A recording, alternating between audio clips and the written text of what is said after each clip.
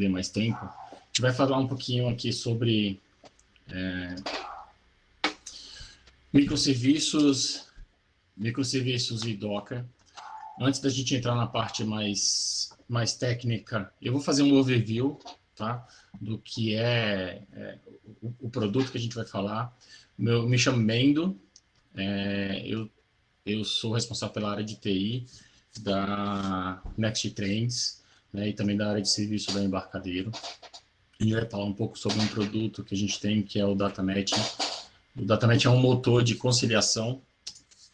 Então, esse motor de conciliação, ele serve para buscar informações de várias bases de dados, várias informações de dados, e conciliar e ver se essas informações batem. Isso é muito usado na área de RH, para fazer conciliação de dados de folha de pagamento contra a parte contábil, também a parte de contabilidade, onde eu pego razão e quero bater isso contra um fiscal, contra um relatório fiscal, informações de dados de bancário com informações do meu RP, por exemplo, e até mesmo conciliação de dados de cartão de crédito. Então, o DataMatch, ele já nasceu no cloud, e a gente tem um mix aí de tecnologias que o Rodrigo vai entrar mais em detalhe, mas falando um pouco mais da arquitetura, né? Hoje ele está baseado na Amazon, né? E ele serve exatamente para isso, para poder fazer essa ligação aí, pegar essas informações de várias bases de dados e fazer essa conciliação. E aí a gente passou por alguns desafios, né? Quais são esses desafios? Primeiro, que ele tinha que ser um ambiente escalável, né? Assim, eu preciso que ele faça, que eu possa aumentar a capacidade dele de uma forma muito rápida. E a gente teve que pensar, foi pensado a arquitetura exatamente nesse sentido, né? Como que eu faço para escalar essa minha solução, né, de uma forma rápida, de um dia para a noite, enfim. Também eu poderia ter a situação de ter que aumentar a minha capacidade de processamento em picos, né? Então, hoje eu vou ter um processamento muito alto, então eu preciso que a minha plataforma, que minha solução responda para aquela grande quantidade de requisições, né? E amanhã eu já não tenho mais essa necessidade, então eu tenho que ter esse ambiente elástico, né? Que eu possa aumentar e diminuir ele não simplesmente escalar ele em servidores, em máquinas e tudo mais, mas também ele possa aumentar o processamento em períodos, tá? Ambiente seguro, né? Hoje em dia, como está tudo na internet, tem que ter a segurança, todas as certificações possíveis e imagináveis. Foco no DevOps, então eu preciso que eu tenha essa agilidade de ter um novo release, fazer o teste, fazer a implementação disso, e isso não tire o meu ambiente do ar, que ele continue trabalhando, e à medida que as novas requisições vão chegando, já vai pegando novas versões do sistema e tudo mais, e sem eu ter nenhuma parada no meu ambiente produtivo, né? E também uma arquitetura de fácil manutenção. Então, a ideia era ter não perder muito tempo com a parte de manutenção, tá?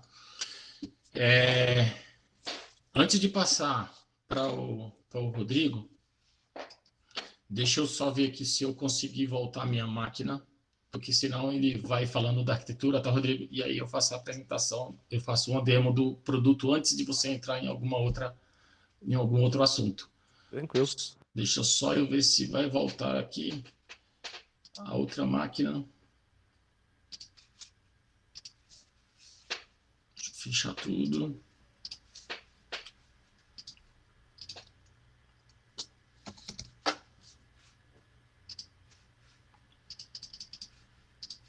Tem um chromezinho aqui que tá quebrando nas pernas. Pronto.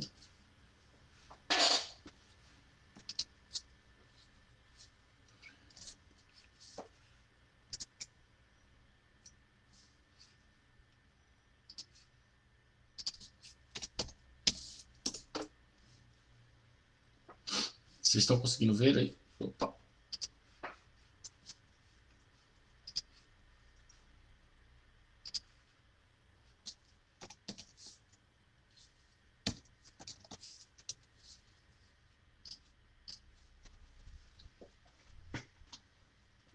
Tá conseguindo ver aí, Rodrigo? Beleza. Então, aqui é rapidinho, só vou mostrar como funciona a aplicação para vocês.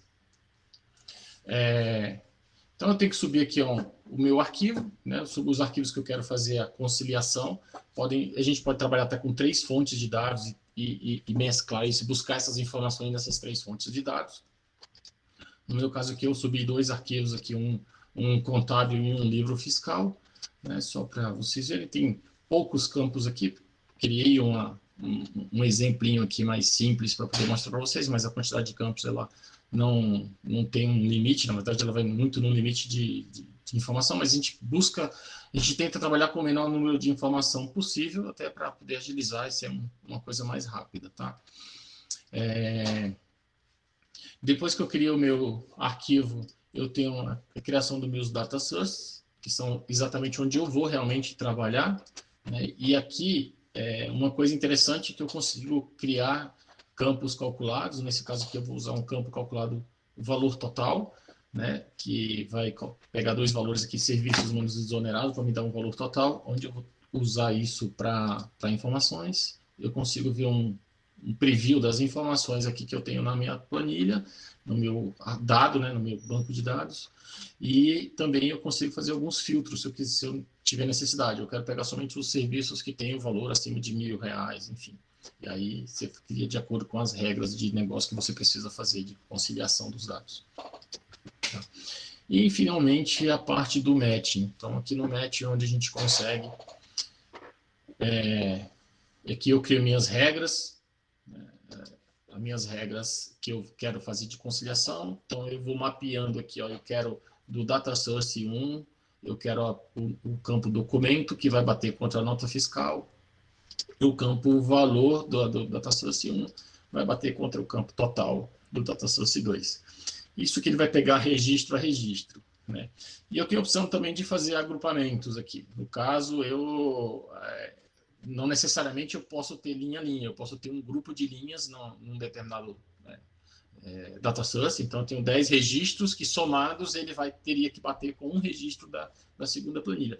Normalmente a pessoa as empresas conseguem fazer isso daí com Excel, com PROC-V, mas esse somatório aí uma parte que dificulta para quem está fazendo isso no Excel. E a gente faz isso na ferramenta, tá? E depois de executado, eu consigo entender aqui, ó, quais são os registros que não tiveram match, não bateram, tanto do data source 1 como do data source 2, e o que foi match. Então, se vocês verem aqui, ó, eu tenho vários registros que batem com o valor desse aqui. Então, esse total aqui de 3.160 é o somatório desses registros aqui, né? De acordo com aquelas regras que eu defini, pegando pela nota fiscal e o número de documento. Tá? Então, basicamente, a aplicação é isso.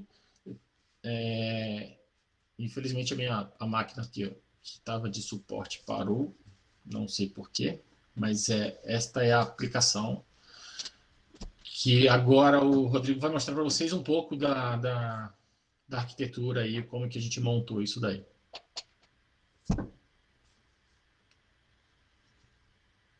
Vai lá, Rodrigão. Deixa eu roubar a apresentação aqui. Vou parar aqui. Ó.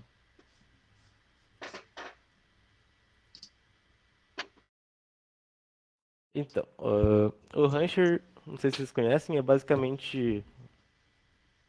Ops, pra frente não, pra trás. Ele é basicamente um gerenciador de cluster Kubernetes. Tipo, a gente pode ter um Rancher rodando e subir vários clusters isolados de Kubernetes com ele. Inclusive, tipo, ele tem integração com a AWS, a Google Cloud Platform e diversas clouds, onde que a gente pode basicamente plugar nossa conta e, tipo, ele gerencia as instâncias da AWS. Daí a gente pode trabalhar, tipo, com instância Spot e tipo, ter um custo reduzido e, tipo, toda a parte de gerenciamento das instâncias é meio que em cima do Rancher. Então, tipo, basicamente ele é uma casquinha por cima do Kubernetes. O Kubernetes basicamente é um gerenciador de pods, de containers Docker, e a gente usa basicamente dois clusters, que é um de homologação de produção, e junto com o Kubernetes a gente está usando o Longhorn, que é um serviço onde a gente usa para fazer meio que um esquema de storage distribuído. O Longhorn é embaixo do guarda-chuva da Rancher Labs, que é produtora do Rancher, K3S e mais alguns outros serviços. E, tipo, basicamente o que, que a gente faz com o Rancher. Deixa eu até abrir aqui, é mais fácil de ver. A gente tem, basicamente, gerencia clusters com ele. Então, tipo, basicamente posso vir aqui, ADD Cluster, escolho AWS, configuro e ele vai, tipo, gerar um cluster parecido com isso. Dentro do cluster, a gente pode configurar nossos nodes, que são as instâncias onde vai rodar os aplicativos.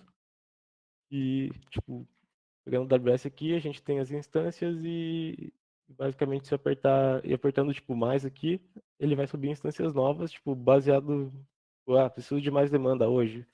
Eu preciso de menos, eu clico, eu configuro conforme eu quero. Inclusive ele tem um esquema de HPA aqui que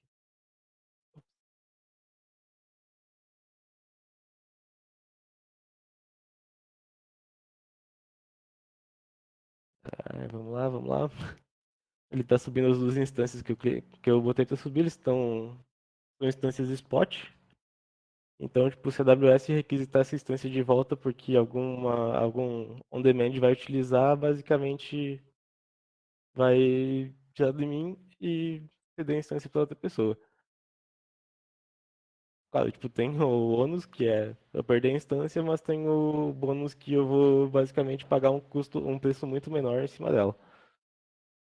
Uh, Atualizar aqui, ó. A página AWS já está running as duas instâncias. Aí ele só vai provisionar o Docker em cima e, tipo, é totalmente escalável. Eu posso subir, enquanto tiver dinheiro, eu posso ir subindo instâncias. E como a gente roda a parte de banco de dados junto em cima disso, a gente está usando aquele Longhorn que eu acabei de falar antes. E deixa eu abrir aqui a interface dele.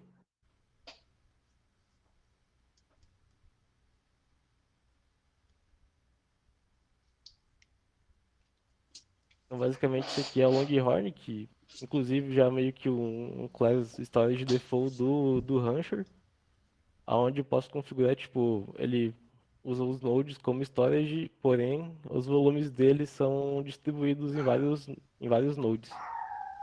Por exemplo, aqui está distribuído em três. Caso eu perder um, então eu tenho outro que está de pé e minha aplicação vai ser direcionada para ele. A replicação dele é baseada em bloco de disco, então cada 4KB ele é replicado para nova instância. E inclusive ele tem um backup contínuo baseado em snapshot do block storage e um backup diário o diário pode ser configurado no caso, e eu posso fazer. Então trabalhar com ele, tipo, restore, backup é muito simples, muito simples. É, quando você, o legal é quando você faz você cria um node, ele já tem uma imagem de tudo que ele precisa e já sobe tudo automático, né? Exatamente. Tipo, basicamente ele vai pegar do REST do GitLab, que é o que a gente utiliza hoje para fazer o Continuous Delivery. A gente não tem Continuous Integration ainda, que é tipo, a gente dá um play aqui e basicamente ele vai surgir lá no Kubernetes. A parte está faltando ainda, mas a parte de build de imagens, a de Docker ainda, a de Delphi ainda não, mas o do resto tá rodando tipo tudo baseado em pipelines do Git. Tá, tudo com as imagens no Docker. É, fala um pouquinho como é que você criou a imagem, Bill. A imagem é basicamente baseada naquela do Delphi padrão lá do Embarcadero disponibilizou. A gente tinha uma antes, mas a gente passou a utilizar aquela da Embarcadero mesmo. A gente basicamente sobe ela, com PA Server, build ela no Linux, e depois a gente pega o output dela e gera uma imagem com Ubuntu bem simples, sem nada, tipo, somente o Ubuntu e mais o binário da, da, da aplicação. Deixa eu ver se tá de pé os nodes novos aqui.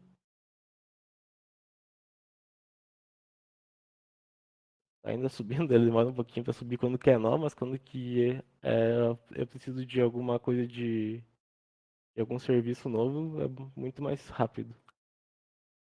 Por exemplo, vamos pegar o serviço de match aí, que foi o último que o Mendo mostrou. Se eu clicar, tipo, subir 5, basicamente vai estar de pé em alguns segundos.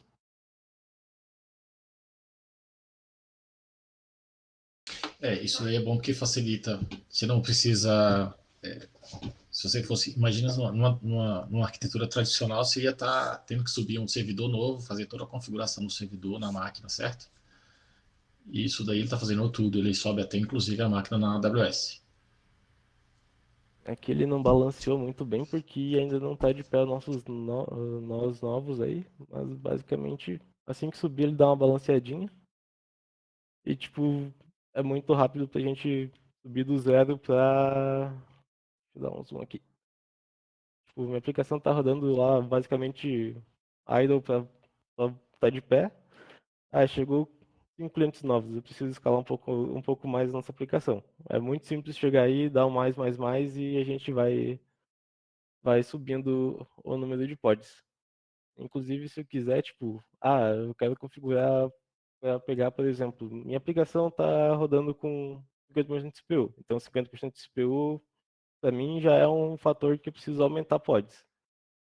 Eu posso simplesmente vir aqui na seção de HPA, ela não está configurada aqui, e eu configuro, tipo, observa a métrica de CPU da instância,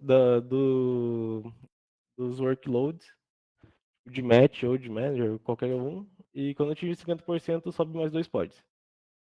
E assim ele vai escalando até chegar no limite que eu posso especificar, ou vai até chegar ele atingir, tipo, ficar abaixo de 50.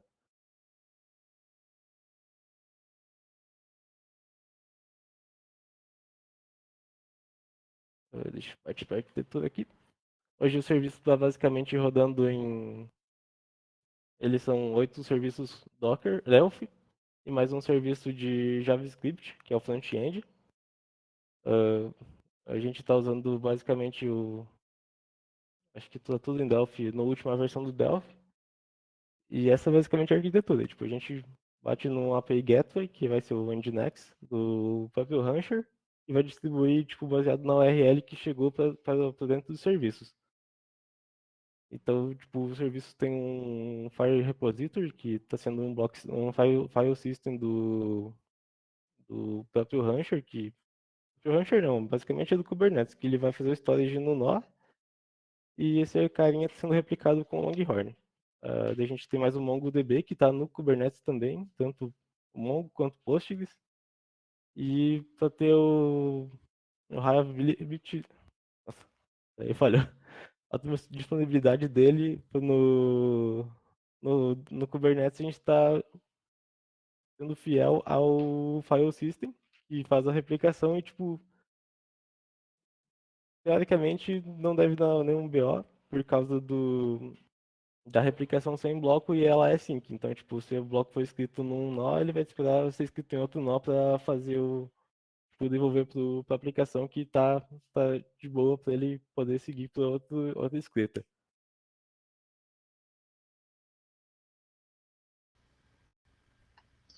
E o Rancher, eu vou deixar um linkzinho aqui para vocês brincarem se quiser. É muito simples subir ele, a gente só roda o Docker e já tem uma interface gráfica para a gente começar a configurar o nosso novo cluster. Inclusive ele já sobe com um cluster local.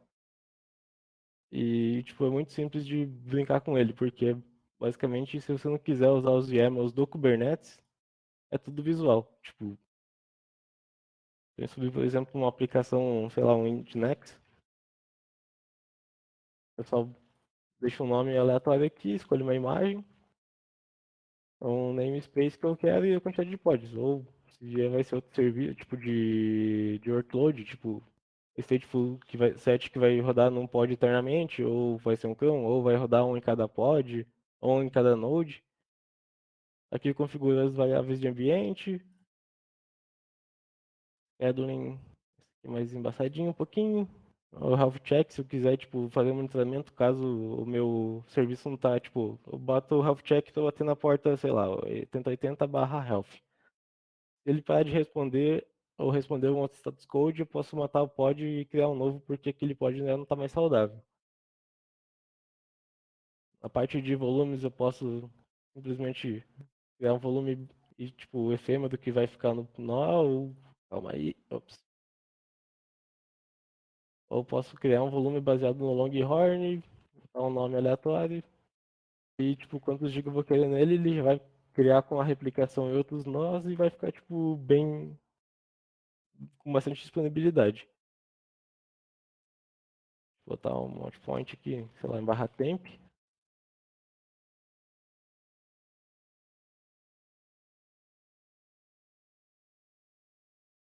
Vai criar configurações de quando que eu for subir uma nova versão ou algo do gênero, como é que ele vai subir. Se vai ser rolling, que ele vai tipo subir um novo, vai parando um antigo, ou vai matar todos, ou vai parar todos e subir os novos. E quando eu clico em save aqui, ele já vai começar a subir a aplicação. Se tudo der certo, deve estar de pé daqui a pouquinho.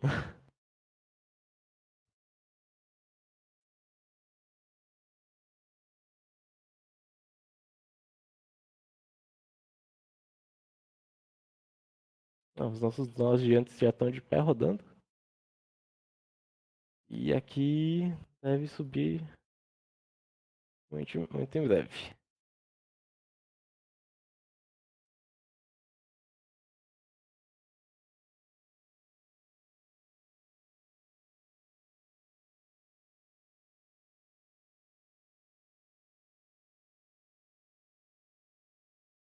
Tem basicamente um rodando, o resto está subindo ainda. Mas, tipo, é muito simples trabalhar com o Longhorn. Inclusive, tipo, parte de gerenciamento de certificado, caso eu queira Longhorn não, com Rancher. Deixa eu pegar aqui o load balancing. Tipo, eu tenho vários endpoints. E eu posso trabalhar com o tal gerenciamento de certificado digital com ele. Ele pode. A gente pode usar um certificado que a gente comprou, tipo, digamos, ou a gente pode usar um Let's Encrypt. Com o Let's Encrypt ele faz a renovação tipo, automática, é bem eficiente essa parte dele. Tem uma outra parte aqui que é interessante, porém a gente não utiliza, que é a parte de pipelines. E a gente pode configurar, tipo,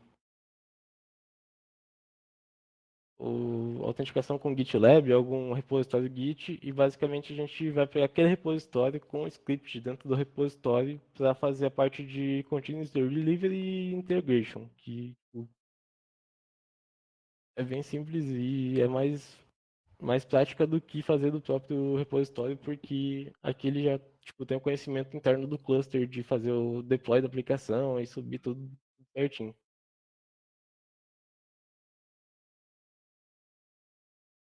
E acho que é basicamente isso.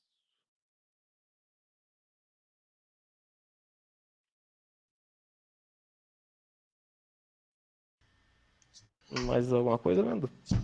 Não, eu tô vendo aqui, gente, assim, ó, tava ruim, Bill. O seu monitor, acho que deve estar com alta definição. O pessoal tá falando aqui que não tá conseguindo ver nada. Eita, É,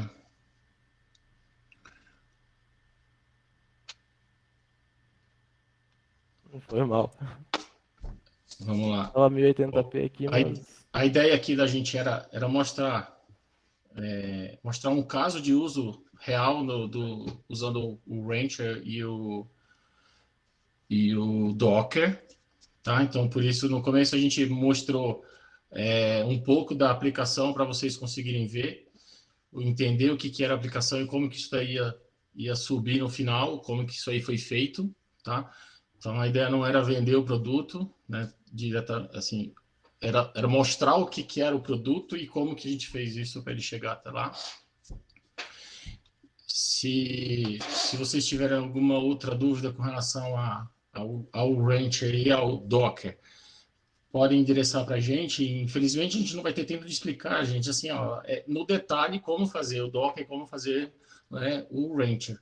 Então, a ideia era só mostrar um caso de uso aqui, onde a gente usou essas ferramentas, né, para montar nossa arquitetura e as facilidades de criar um node, de se der um problema num pod, eu conseguir entrar com essa nova a replicação, de não parar, de eu ter alguma coisa em produção e eu ter a facilidade de derrubar um node e abrir um novo node, da minha aplicação estar lá 100%, 24/7, e ela não falhar e eu não ter problemas de produção.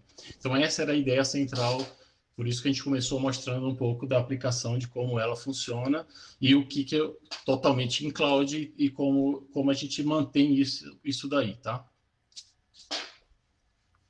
O Rodrigo devia estar mesmo com resolução, com o monitor dele em alta resolução.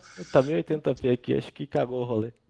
Então. E depois que eu vi os comentários do começo lá, eu fiquei meio nervoso e desandou. Então foi mal. Mas a ideia central era essa, era mostrar um pouco de como que funcionava a aplicação, para vocês entenderem que aquilo é uma aplicação web, a gente fez toda a interface dela visual Sencha, tá? Então, assim, para vocês terem uma ideia de como funciona a aplicação, e aí sim, com todas as facilidades do que a gente poderia fazer. Mas fiquem à vontade, se quiserem entrar em contato comigo ou com o Rodrigo para tirar alguma dúvida, para a gente dar alguma dica com relação a como montar essa plataforma, podem ficar à vontade. E a gente também está no stand, se vocês quiserem conversar alguma coisa lá, a gente vai ter o prazer de conversar com vocês, tá bom? Inclusive, se quiserem marcar um meet para dar um bisu mais a fundo com uma resolução um pouco mais de boa, a gente pode até marcar mais pra frente alguma hora aí. Sim. E esse assunto é bem longo, bem extenso também, né, Rodrigo? Assim, não daria para a gente entrar a fundo em cada um desses detalhes. Era mais um caso de uso mesmo para vocês entenderem. E aí sim, se vocês quiserem, a gente pode ajudar ou tirar qualquer outra dúvida mais detalhada, mais no detalhe dessas ferramentas, tá bom?